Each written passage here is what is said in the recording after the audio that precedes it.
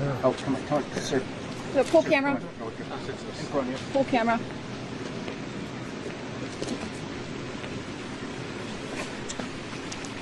Okay, thank you very much. We all know the great Prime Minister of the UK, and we just signed a document. This is, sorry about that. A very important document. A little windy out here. Give me that. We just signed it, and it's done. And so we have our trade agreement with the European Union, and it's a fair deal for both. Going to produce a lot of jobs, a lot of income, and we have many other ones coming. But you see the level of enthusiasm is very good. But the relationship that we have is fantastic. So I just want to congratulate you.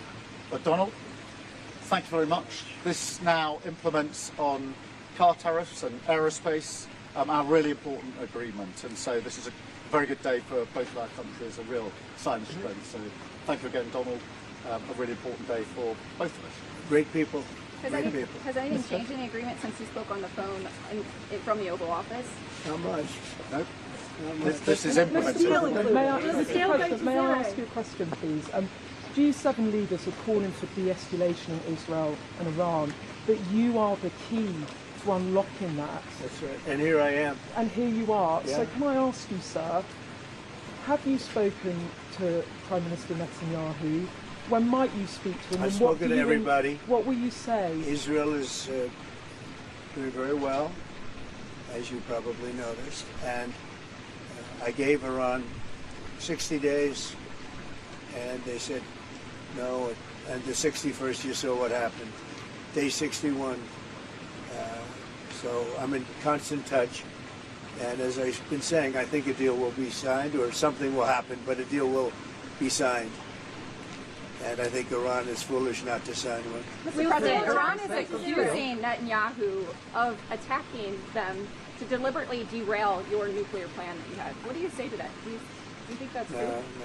No. Look, Iran should have signed the deal.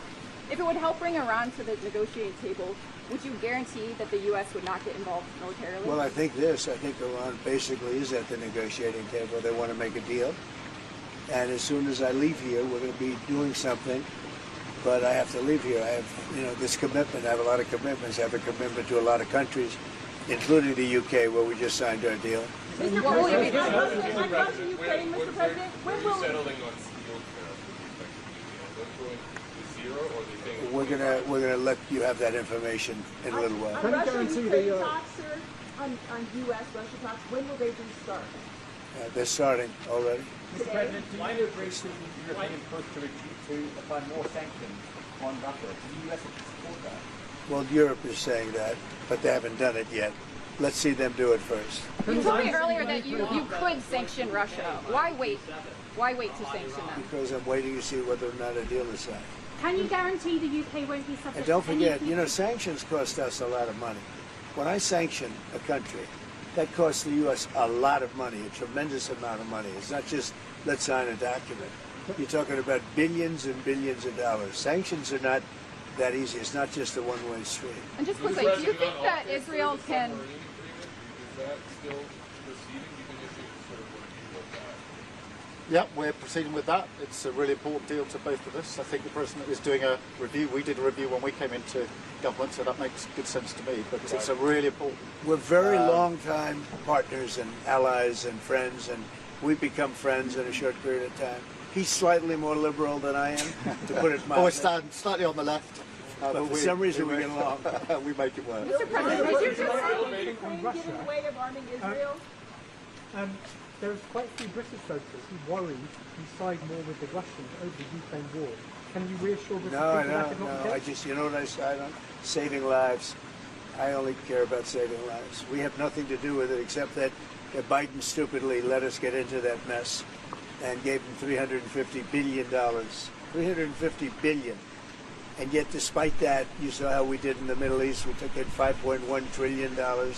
We have $15 trillion almost, looking around that number, going to be invested in the U.S. So the money is not the thing in this case. It's 5,000 young people are being killed every week in Russia, Ukraine. And if I can stop that, I'll be very happy. They're Ukrainian and they're Russian. So you could say, what am I doing? But I'd like to see if I could stop Do you it. think that Israel can fully eliminate the threat that Iran poses, this nuclear threat that they pose, without the United States military help? Who said that? No, I'm asking if you believe they can without It doesn't, the it's help. irrelevant. Something's going to happen. Have you spoken to the Consider legislators? traveling to the Mideast as part of any talks if it would help broker a deal? Yeah, with Iran? yeah, but I think we're doing pretty well. We're talking. You don't think We you'll have a thing called the telephone, so we're talking. But it's always better to talk in person. Mr. President, Do you want to see regime change in Iran? I want to see no nuclear weapon in Iran, and we're well on our way to making sure that happens. We've had a discussion about that this morning. There's a You can in the de-escalate. G7 absolute clarity in relation to the nuclear program. We do not want to see it. Mr. President, Do you have a response? protected from any future tariffs? What? Can you guarantee the UK will be protected from any future tariffs? The UK is very well protected. You know why? Because I like them. That's why. That's their ultimate protection. Thank you very much. The Prime Minister's done a great job. I want to just tell that to the people of the United Kingdom.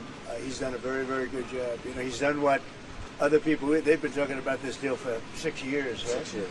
And he's done what they haven't been able to do. So he's done really a very good job. Do you have any response to Tucker Carlson criticizing you, saying that you were complicit in the war? I don't know what Tucker Carlson is saying. Let him go get a television network and say it so that people listen. And quickly, have you Thank spoken to Zelensky before your bylaws? Yeah, a lot of them. Japan?